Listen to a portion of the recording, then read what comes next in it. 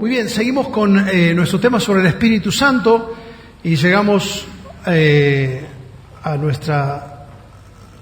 nuestro sexto capítulo sobre el Espíritu Santo. Es un tema tan amplio, lo vamos a tratar de terminar la semana que viene y dejaremos para más adelante poder volver a refrescarnos en la gloriosa revelación de la palabra de Dios sobre el Espíritu Santo. Hoy vamos a ver sobre la ayuda que el Espíritu Santo trae a nuestra vida en momentos muy particulares. Y quiero volver a Romanos capítulo 8, te invito a que volvamos a Romanos capítulo 8. Vamos a ver particularmente el versículo 26 y 27, pero quiero comenzar desde el verso 18 para mirar el contexto. Dice la palabra de Dios: tengo por seguro que los sufrimientos del tiempo presente no son nada si los comparamos con la gloria que habremos de experimentar en el futuro. Porque el anhelo profundo de la creación es aguardar con impaciencia el momento en que se manifieste claramente que somos hijos de Dios. Porque la creación fue sujetada a vanidad, no por su propia voluntad, sino por causa del que la sujetó en esperanza. Por tanto, también la creación misma será libertada de la esclavitud de corrupción a la libertad gloriosa de los hijos de Dios. Sabemos que toda la creación gime y sufre con dolores como de parto hasta ahora. Y no solo ella, sino también nosotros mismos que tenemos las primicias del Espíritu, nosotros también gemimos en nuestro interior esperando la adopción, es decir, la redención de nuestro cuerpo. Verso 26. Y de igual manera, el Espíritu nos ayuda en nuestra debilidad, pues no sabemos pedir como conviene. Pero el Espíritu mismo intercede por nosotros con gemidos que no se pueden expresar con palabras. Pero el que escudriña los corazones sabe cuál es la intención del Espíritu, porque intercede por los creyentes conforme a la voluntad de Dios. El apóstol Pablo en la carta a los Romanos está explicando el Evangelio, aquella gloriosa verdad por la cual personas pecadoras como nosotras podemos llegar a ser hijos de Dios. Y debido a que él está explicando el Evangelio, tiene que enfatizar la obra del Espíritu Santo. Y en este capítulo lo hace porque menciona 20 veces el Espíritu Santo, de las 30 veces que menciona en esta carta, porque es el Espíritu Santo el que participa activamente en la predicación del Evangelio, para que nosotros seamos convencidos de nuestros pecados. No solamente eso, sino que el Espíritu Santo es el que viene a sellarnos y a confirmar, como vimos el domingo pasado, de que somos hijos de Dios, que somos adoptados, es la garantía de que ahora somos hijos de Dios. Es el Espíritu Santo el que nos guía, es el Espíritu Santo el que hace real la presencia de Jesús en nuestras vidas. Y como vamos a ver hoy, es el Espíritu Santo el que nos ayuda en nuestra debilidad. Ahora Pablo comienza a tratar el tema del sufrimiento. Ha dicho en el párrafo anterior que somos hijos de Dios si es que padecemos también juntamente con Cristo, para que juntamente con Él seamos glorificados. Y entonces, a raíz de eso, él entra en el tema del sufrimiento. Y él va a dar una explicación, va a hacer un análisis cósmico del dolor. Y para esto llama a los tres principales actores de la historia. Por un lado, el Creador. Dios es el principal actor de la historia. Y la historia empieza con Dios. En el principio Dios, dice el libro de Génesis. Y Dios creó el universo, creó el mundo. Entonces, el segundo actor es la creación. Así que, cuando Pablo va a hablar del dolor y del sufrimiento, él llama por un lado a Dios, por otro lado a la creación y por otro lado al ser humano. Y ahí tenemos los tres actores principales. El creador, la creación y la criatura. Y entonces él va a hacer un análisis sobre el dolor a partir de esto. En primer lugar, él va a analizar la creación. Porque a partir de que el pecado entró en la experiencia humana, los efectos no solamente atravesaron al hombre, sino que atravesaron todo el entorno del hombre. Y toda la creación fue afectada por la caída del pecado. Pascal decía que Dios hizo al hombre de barro y el hombre lo embarró todo. Entonces Pablo, cuando habla de la creación, la personifica. Dice en el verso 22, sabemos que la creación gime. Miren cómo habla del dolor de la creación. Ha dicho en el versículo 19 que la creación está con ansias esperando la redención, porque la creación también va a ser redimida en el reino de Cristo. Cuando Cristo establezca su reino, la creación que fue sujeta a maldición, a dolor, a frustración, va a ser renovada a una creación plena como era el diseño original. Lo que Pablo está diciendo es, el mundo no es hoy lo que fue en el principio. No es el diseño que Dios tenía. Por eso él dice, la creación gime.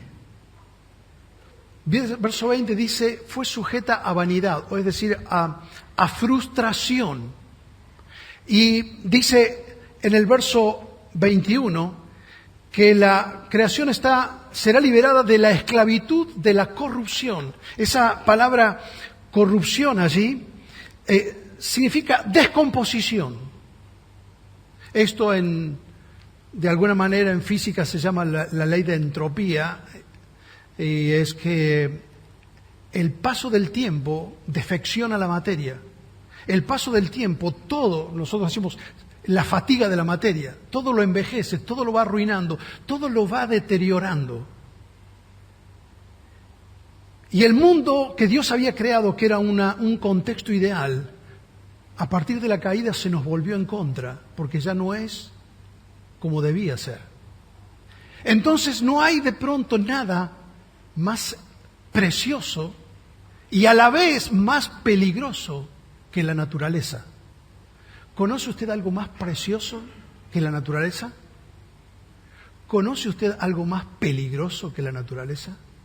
Cuando la naturaleza se desata, y el libro de Apocalipsis habla de cómo esto va a ocurrir como dolores de parto, que son las contracciones, que son cada vez más fuertes. Y cómo la creación misma, con sus catástrofes, con sus tremendas sequías, con los calores infernales, con los terremotos, con las pestes. ¿Qué siente el hombre frente a eso? Es como que estamos indefensos frente a una naturaleza que nos es indiferente y que nos es adversa, contraria. ¿Ha estado usted en una ruta y de pronto se larga una gran tormenta? ¡Qué sensación de indefensión, de impotencia! Ni hablar cuando te agarra la piedra y empiezan a caer piedras del cielo y estás en medio de la calle. ¿Y qué me decís frente a un huracán? Y frente a un tornado. No hay manera de defendernos frente a la furia de la naturaleza. Y esto que es tan bello de pronto se desata o en un tsunami o en una epidemia como la que acabamos de pasar. La creación gime, dice Pablo. Este no era el diseño que Dios tenía al principio. A causa de la corrupción a la que fue sometida y a la frustración por el pecado. Pero ¿qué pasa con la criatura? ¿Qué pasa con los seres humanos? Pablo dice, nosotros, verso 23, también gemimos. Así que la creación gime, está en un proceso de deterioro, pero los seres humanos también estamos en un proceso de deterioro. ¿Sabes que cuando Dios puso al hombre en el huerto, le dio una advertencia? Le dijo cuáles iban a ser las consecuencias del pecado. Y le dijo, el día que peques, de cierto morirás.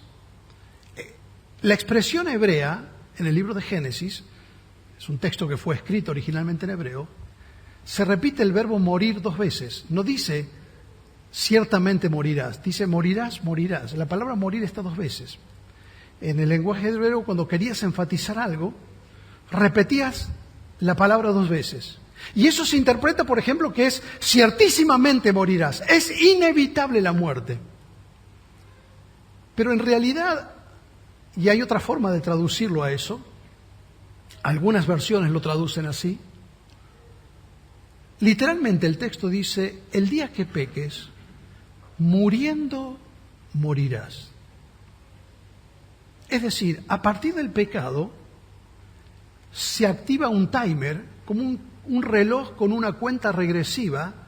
Es decir, a partir del pecado el hombre, el cuerpo mismo del hombre, es decir, no solamente lo afecta espiritualmente, sino también físicamente, su cuerpo entra en un proceso de descomposición que terminará inevitablemente en la muerte.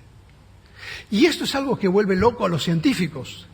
¿Cómo puede ser que un bebé tiene todos los recursos biológicos para que sus células se vayan regenerando y mantener vitales y desarrollándose los órganos, la piel, sus sentidos, pero en un momento de su desarrollo, de pronto se activa un proceso, se da un inicio a una cuenta regresiva, y en el momento que se prende esa luz, es como que las células, lo estoy diciendo de una forma pedestre, ¿no? Pero en ese momento es como que las células ya no se reproducen de la misma manera.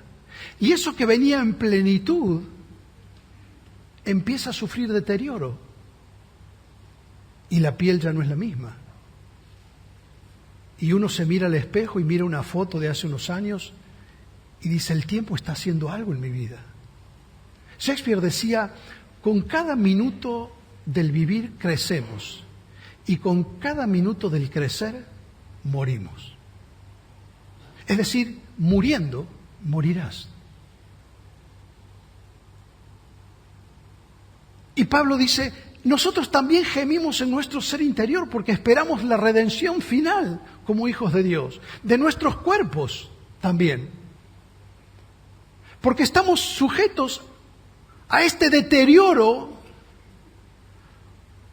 porque el mundo no es el que Dios había creado y nosotros tampoco estamos cumpliendo el diseño original que Dios tenía para el ser humano. Por eso vivimos en un mundo de dolor. ¿Por qué hay dolor en el mundo? Porque este no es el mundo que Dios había creado. Lo que nosotros vivimos es la consecuencia del pecado. Entonces Pablo dice, la creación gime, verso 22, las personas, las criaturas gimen, pero la pregunta ahora, ¿y qué pasa con el Creador? ¿Cómo reacciona Dios frente a nuestro gemido, nuestro dolor? Y es aquí donde entramos al texto que vamos a estudiar. Dice el verso 26, el Espíritu también gime. Esto es lo asombroso, que Dios decide identificarse con nuestro dolor. Dios no permanece inactivo ni indiferente frente a nuestro dolor.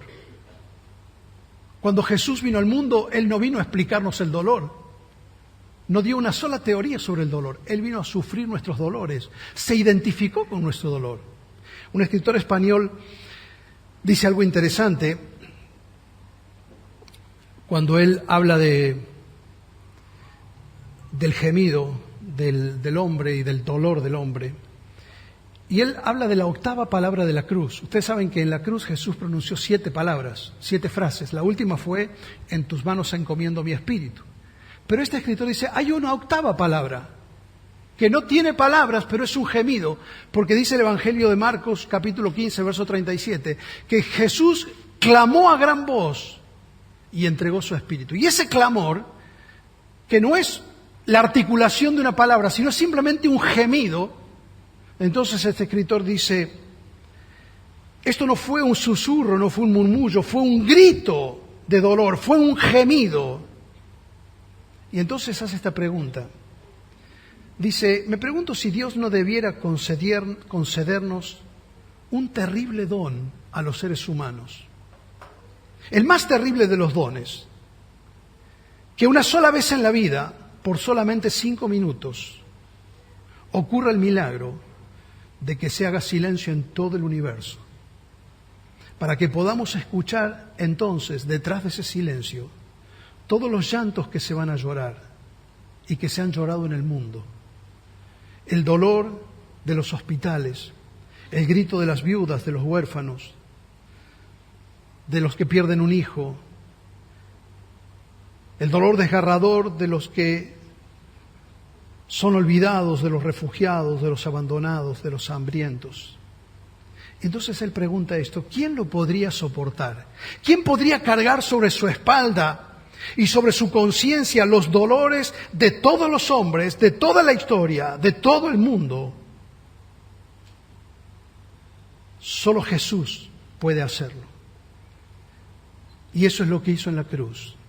Y él dice, en ese grito era el grito con el que Dios se identificaba con el dolor del hombre.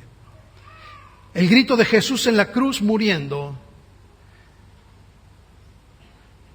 no es que solamente Jesús, que Dios está gritando su dolor, sino que está también gritando nuestro dolor.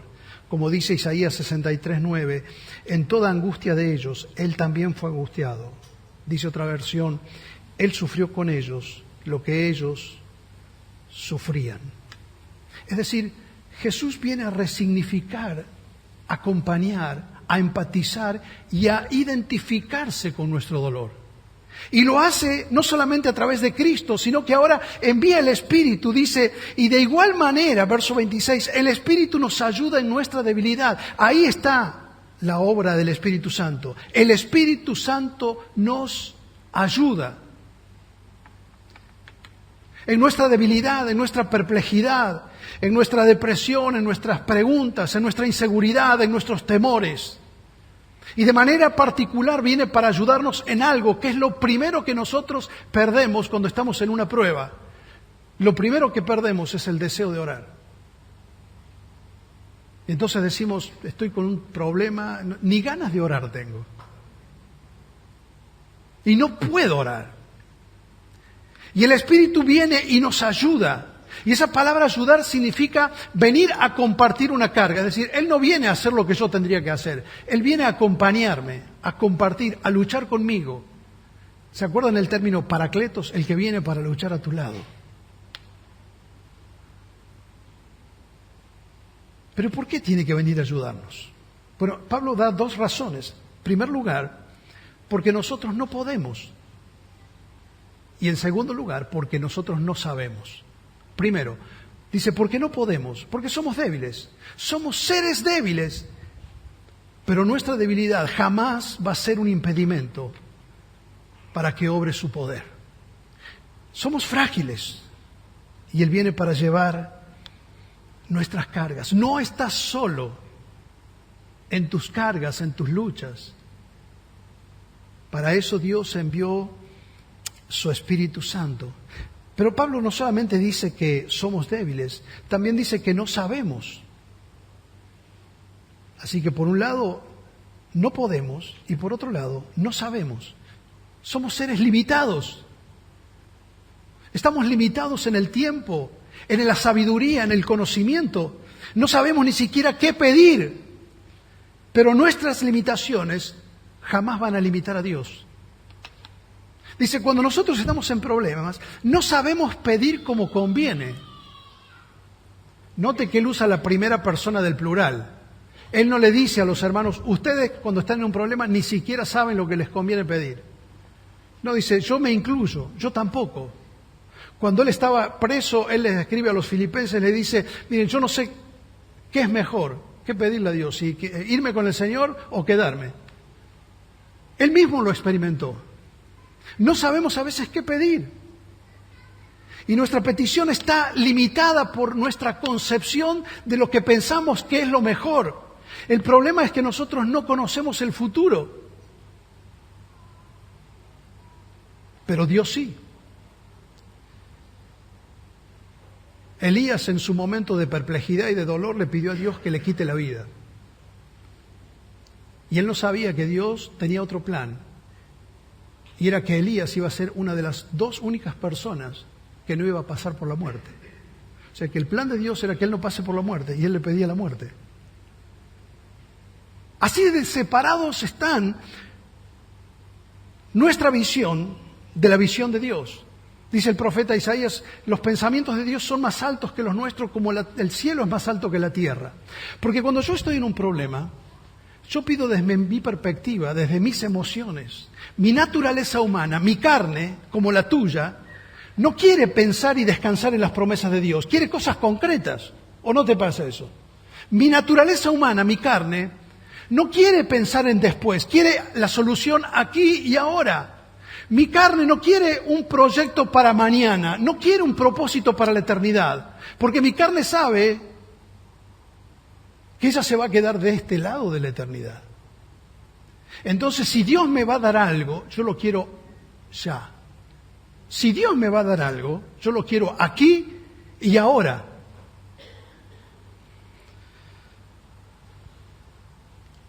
Pero el propósito de Dios va más allá.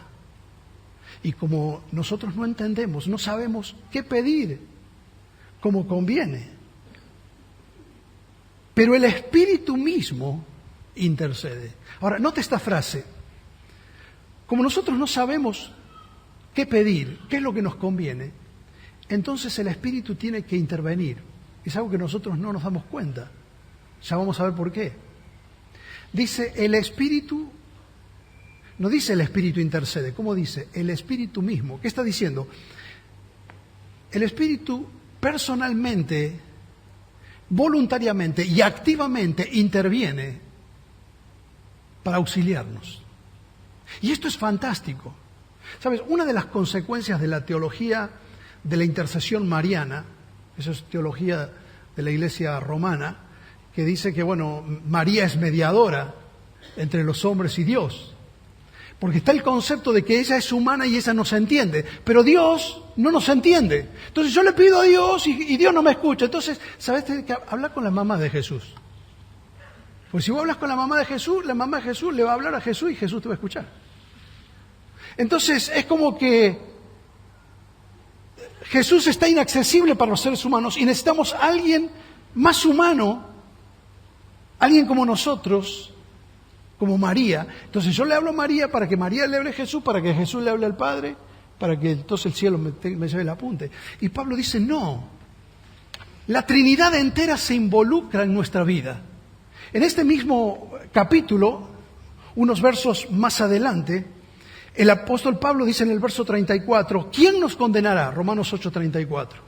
¿Quién nos condenará si Cristo es el que murió? Aún más, el que resucitó, que además está a la diestra de Dios. Eso significa que ascendió a los cielos. Y el que también intercede por nosotros. Es decir, Jesús murió, resucitó, ascendió y ahora intercede. Así que el Espíritu adentro mío intercede y el Hijo está en la presencia del Padre intercediendo. Y lo que se da aquí es un diálogo intratrinitario, se llama, como si fuese un diálogo entre el Padre, el Hijo y el Espíritu Santo. Y estamos entrando en un terreno muy particular. Porque si volvemos a Génesis, se produce un diálogo entre el Padre, el Hijo y el Espíritu Santo en Génesis, cuando Dios dice, Génesis capítulo 2, hagamos al hombre a nuestra imagen y semejanza. Así que hay un designio del Padre, el Hijo y el Espíritu Santo para formar una criatura a su imagen y semejanza. Pero ahora, dice Pablo, hay un designio del Padre, el Hijo y el Espíritu Santo para hacerte a vos y a mí a la semejanza de Cristo. Es decir, cuando yo paso por un proceso que no entiendo, Pablo dice, el Espíritu Santo participa en un diálogo con el Padre y el Hijo para lograr que ese proceso que hay sobre tu vida resulte en que vos termines siendo a la imagen de Jesucristo. Es decir, Dios nos está formando a su imagen y por eso el Espíritu Santo viene a intervenir con gemidos que no se pueden expresar con palabras. Dice el texto, no se puede expresar con palabras. ¿Qué significa esto? En neurociencia eso se llama alexitimia. Es una disfunción por la cual cuando a una persona le cuesta poner en palabras lo que siente. Eso trae mucho conflicto a veces interpersonales. Porque a veces la persona no habla, se corta y no es porque no siente nada, es que no sabe cómo expresarlo. A veces cuando estamos frente a un proceso de dolor, lo primero que perdemos son las palabras. No tenemos palabras, no hay capacidad de expresar. Y Pablo dice, entonces el Espíritu le pone palabras a lo que nosotros sentimos y no lo sabemos cómo expresar. Dios hace una exégesis de nuestro dolor para acompañarnos en ese proceso. Porque Él está obrando de acuerdo, dice el verso 27, porque Él intercede por los creyentes conforme a la voluntad de Dios. Es decir, lo que el Espíritu Santo toma como parámetro no es mis criterios, no es mi punto de vista, no es mi experiencia, sino el propósito, la voluntad de Dios. Lo que toma como punto de referencia no es lo que a mí más me gusta, sino mi destino. Porque cuando yo decido algo en mi vida, lo único que yo puedo ver ¿qué es? El presente y el pasado. El futuro no lo puedo ver. ¿Y cuántas cosas que yo pensé que iban a ser lo mejor para mí en el futuro terminaron siendo lo peor? Curiosamente, cuando yo voy a decidir, el pasado no lo puedo cambiar, pero lo puedo ver. El futuro no lo puedo ver, pero lo puedo cambiar. El problema es que estoy limitado en mi comprensión. Y entonces Dios tiene que intervenir y el Espíritu Santo dice, intercediendo, porque Él me va a guiar no tomando como punto de referencia el pasado y el presente, porque Él ve el pasado y el presente, pero Él puede ver el futuro y Él sabe que es lo mejor para mí. Y Él tiene un destino, un propósito para mi vida, que va más allá de lo temporal. Por eso dice el apóstol Pablo, intercede conforme a la voluntad de Dios. ¿Y cuál es la voluntad de Dios? Un destino que Él ha preestablecido. Él va a decir más adelante, a los que antes conoció, va a decir el verso 29, Él los predestinó, les dio un destino de antemano. ¿Y cuál es ese destino? Para que sean semejantes a Jesucristo. Entonces, en ese contexto, él dice el verso 28, tan famoso que todos los creyentes normalmente citamos y sabemos de memoria. Y sabemos. Él ha dicho, no sabemos. Claro, en las pruebas no sabemos. Pero no, más allá de lo que yo no sé, hay algo que sí puedo saber. ¿Y cómo es el corazón de Dios? Y lo que sí sabemos, dice el verso 28, es que Dios no ha perdido el control, que a Dios no le ata las manos mi debilidad, mi falta de conocimiento, mi confusión y mi falta de palabras. Porque por sobre todo eso sabemos que a los que aman a Dios, todas las cosas le ayudan a bien. Es decir, Dios va a encauzar lo que yo estoy viviendo para el mayor bien de mi vida, que es que yo me parezca a Jesucristo, según lo que va a decir a continuación. Todas las cosas ayudan a bien, no algunas, todas las cosas que Dios permite ayudan a bien. Esto es los que conforme a su propósito son llamados. Si pudiésemos atrapar esta verdad y entender que no estamos solos en nuestras luchas, que Dios ha venido en nuestro auxilio y que Jesús no solamente nos redimió y nos dijo, bueno, los espero en el cielo, les doy el Espíritu Santo para que los acompañe en el camino y Él va a obrar también en la resurrección hasta el destino final. Y hasta ese día glorioso, Él va a hacer todo el proceso. Sin duda andaríamos más livianos en la vida. Yo contaba en la reunión anterior que aprendí a manejar con un rastrojero. Y ya encenderlo había que hacer un curso. Algunos saben lo que es, ¿no? Había un modelo que tenía como una llave de paso, ¿se acuerdan que había que moverlo? Y era como encender una nave espacial, porque no es que usted lo daba arranque. Había que calentarlo primero. Había que espiar por una rejilla y empezar a calentar, tirar una palanca y espiar por la rejilla y empezaba como la nave espacial, 10, 9, 8, hasta que le daba arranque. Y imagínese. Y me sacaba mi papá y después ya le sacaba yo el rastrojero y me iba a dar una vuelta y probaba. Antes uno podía andar sin carnet, no era todo lo que... No teníamos ni cinturones, nada, así nomás. Y un día me lleva a un lugar, ya camino a la Tordilla, era un descampado y me dejó manejar. Y era un lugar más seguro para mí que andar en el pueblo. Y entonces ya empecé a acelerar y me empecé a entusiasmar. Y en medio del entusiasmo mi papá me grita, ¡poné la tercera! Me dijo algo antes de eso, pero no se lo voy a contar. Unas palabras en latín, en arameo, en griego, no sé qué. Pero ahí caí en cuenta que yo cuando manejaba en el pueblo iba primera, segunda y era seguro para mí. Y cuando ya tomé coraje empecé a acelerar, pero ni siquiera reparé en que tenía otro recurso. Y ahí caí que el motor iba como a 5.000 vueltas y yo iba... Y entonces cuando puse la tercera, el motor hizo... Pero cuando bajó la revolución... ¡Ah! Por fin te diste cuenta. Y saben, cuando nosotros no tenemos en cuenta el Espíritu Santo es como que andamos ahí. Como que no descubrimos que tenemos otra marcha. Que hay un recurso para bajar las revoluciones. Para saber que finalmente todo no depende de mí. Que hay cosas que yo no sé y cosas que yo no puedo. Y entonces pongo la tercera y el motor se aliviana. Porque sé que el Espíritu me ayuda, intercede por mí y puedo descansar en que todo entonces lo que Él permita va a ser para mi bien. Gloria a Dios por su Espíritu Santo. Gracias al Señor que nos ha dejado solos. Hay una marcha más para la vida, hermano. Dígame si no andamos a 5.000 vueltas todo el día. Hay una marcha más para descargar toda nuestra ansiedad, preocupación y temores sobre el futuro. Y es que el futuro no está en nuestras manos, está en las mejores manos. Está en las manos de nuestro Dios. Y Él sabe cómo escribir derechos sobre los renglones torcidos de mi vida.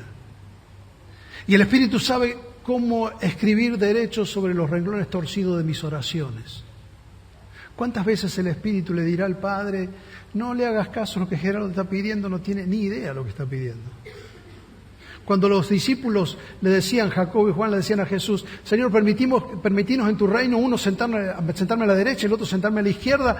Y el Señor le dice, ustedes pueden ser bautizados con el bautismo que yo voy a ser bautizado. Y Jesús está hablando de su muerte. Y ellos dicen, sí, nosotros podemos. No tienen ni idea de lo que están pidiendo.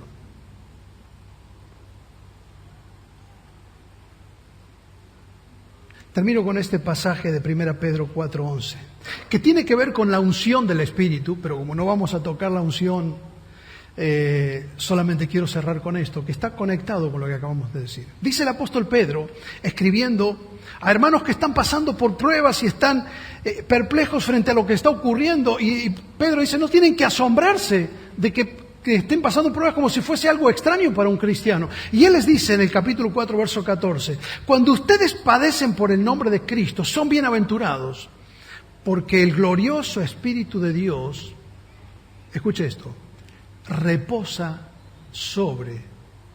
Pero no es que está adentro mío, sí, pero también está sobre.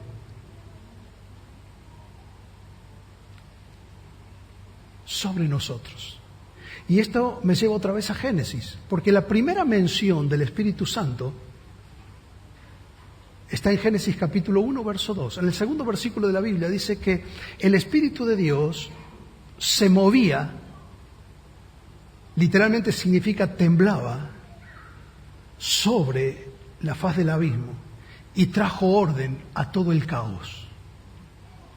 Y esa expresión es muy interesante porque es la que se usa en el libro de Deuteronomio, capítulo 31, cuando habla de cómo un ave tiembla y cuida a su cría y se pone sobre ellos para empollar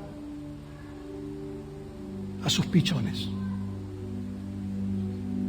Esta expresión, ponerse sobre, es la que Isaías anticipó en el capítulo 61 y dijo, cuando venga el Mesías, el Espíritu Santo estará sobre él. Esa iba a ser la unción del Espíritu sobre él.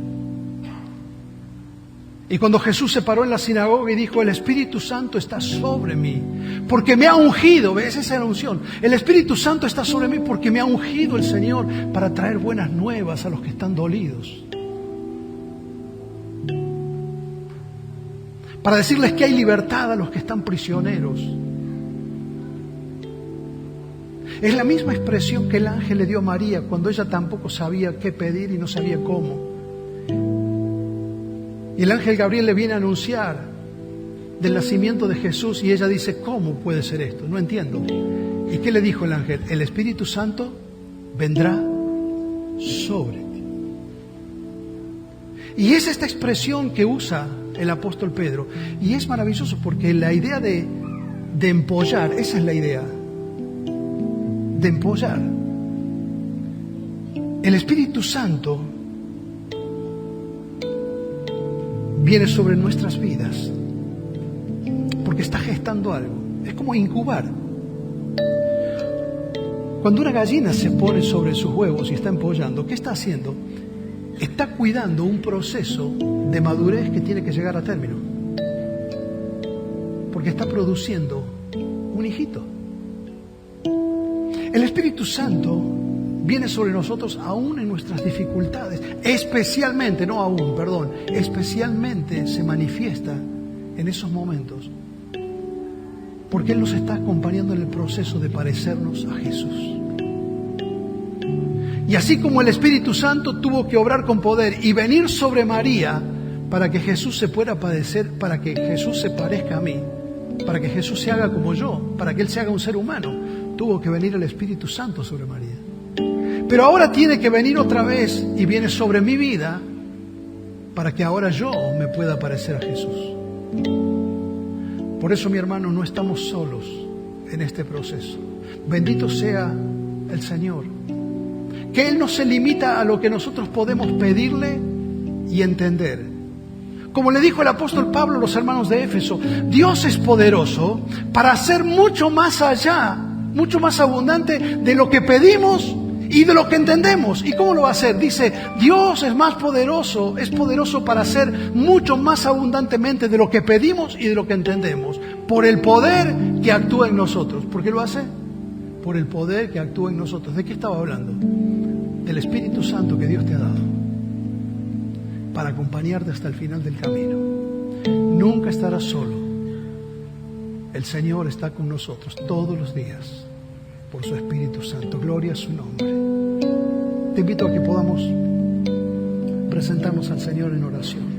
Especialmente hay personas en este lugar con cargas, con preocupaciones, con dolor. Y qué mejor momento para presentarte delante del Señor. Levantar tus manos delante de Él en señal de necesidad, de rendición, y decirle, Señor, no sé a veces qué camino tomar, no sé cómo seguir.